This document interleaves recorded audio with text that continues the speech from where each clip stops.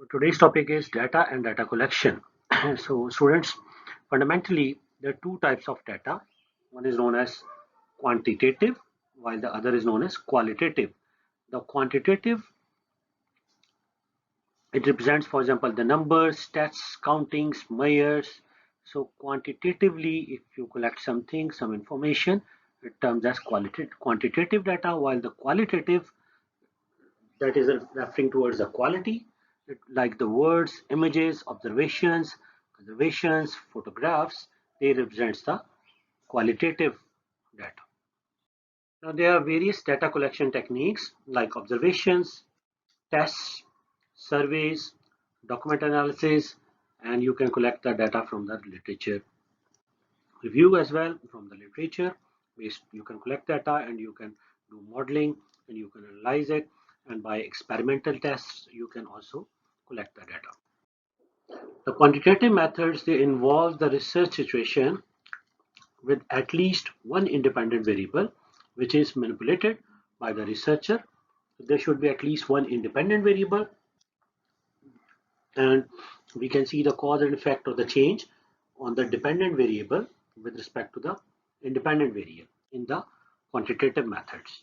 Let's try to understand the dependent and the independent variables in the research. The independent variable is the variable in the study under consideration the cause for the outcome of the study, while the dependent variable is the variable being affected by the independent variable, the effect of the study.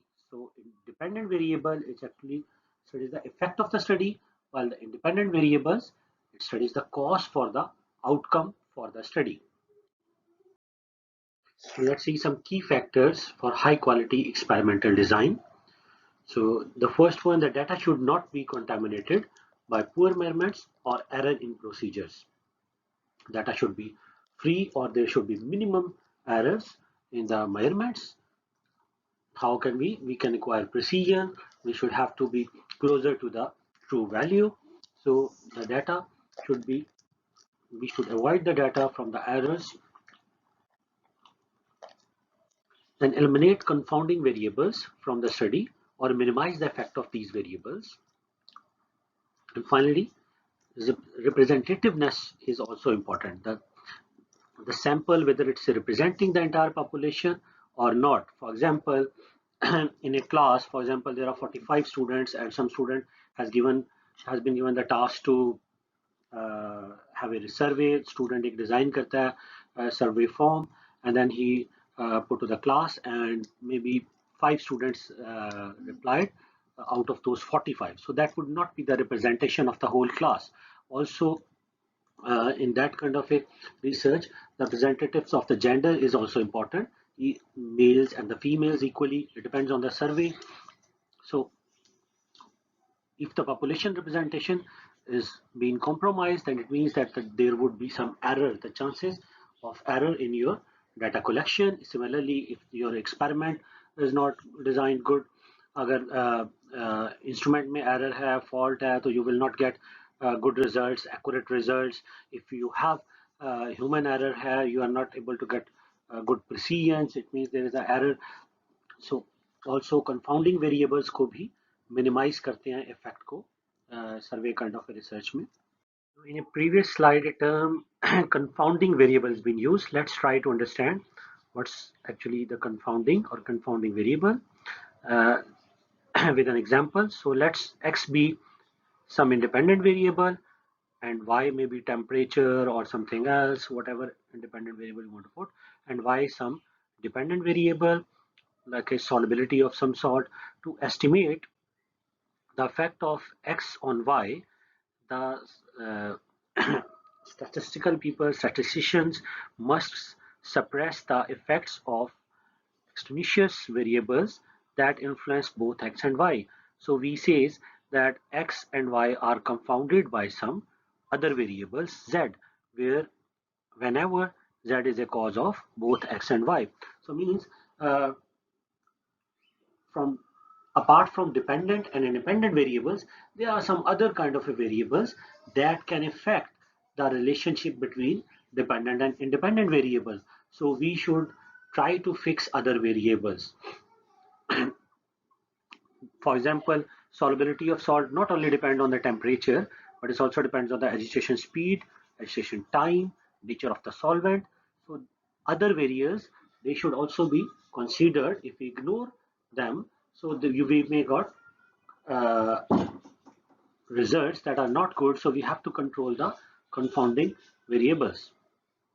What makes a good quantitative research design? There are four key elements that makes a good quantitative research design. They should be considered while doing the research. ये वो क्या है जी? The freedom from the bias, number one.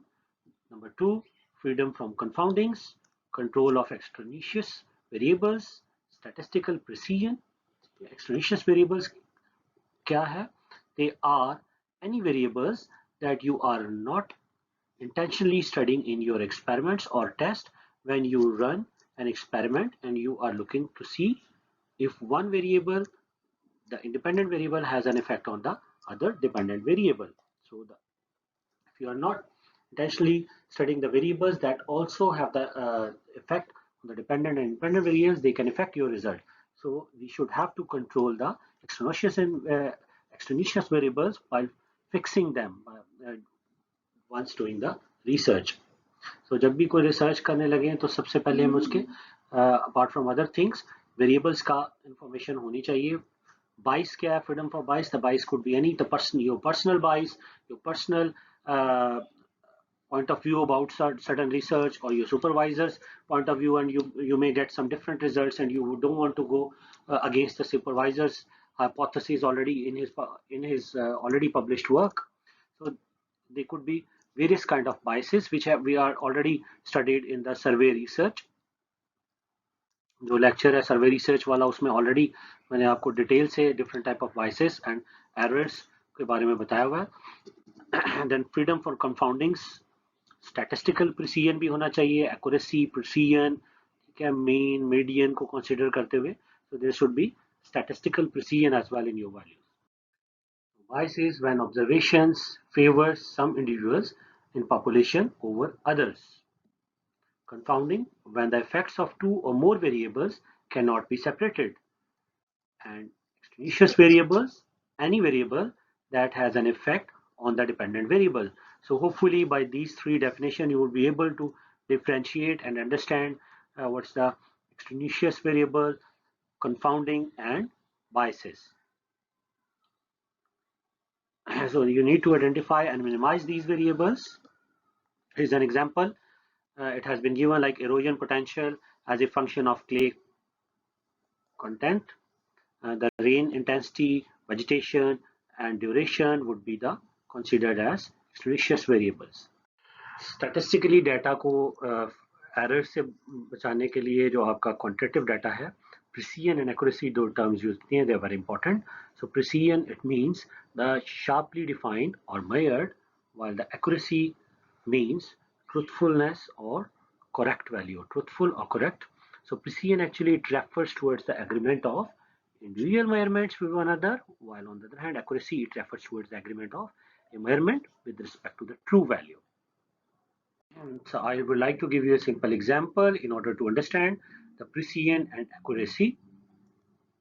So there are four figures. The figure on the top right side, it's not showing the bullseye, almost bullseye. It's not showing, but it's accurate, but not precise.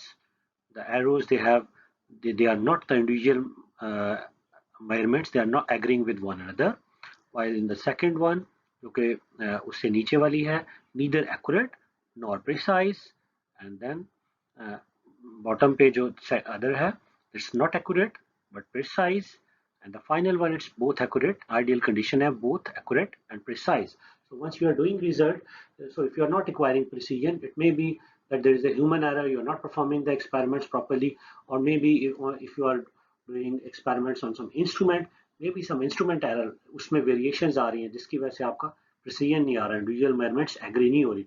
So first step is you should have to acquire precision, and then you should work accordingly अपने method को proper develop करके, ठीक है, and validate करके, method validation की चीज़ों को follow करते हुए reagent blanks को लगाना है. There are other method validation, interday validations depending on the experiments you are going to perform. ठीक है, उसकी बेस पे करते हुए अगर तो you can acquire both precision and accuracy in your statistical data. While handling the data, another term mean is used.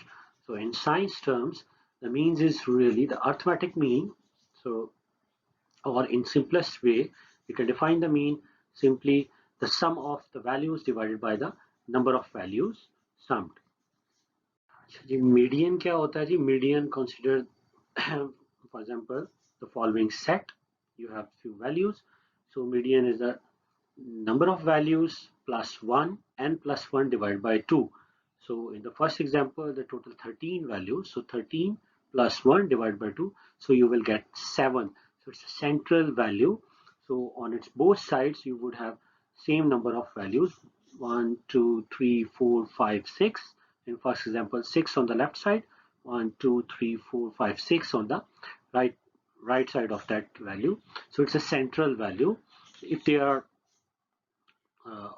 in case of odd number of values, again mathematically it's n plus 1 divided by 2. For example, in a second example, we have values. So n here is 12 plus 1 divided by 2 becomes 6.5.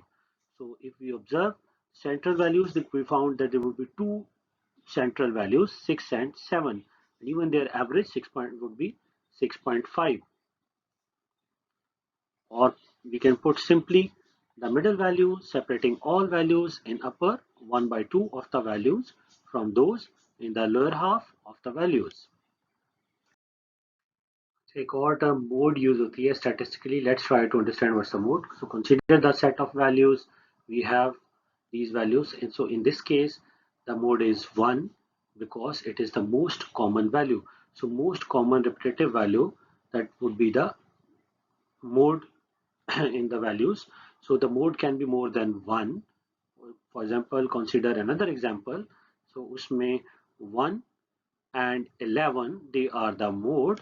So in that case, these two modes, because both occurs 4 times in the data. So all mean, median, mode, they are important tools statistically to help to validate a data, to understand the data.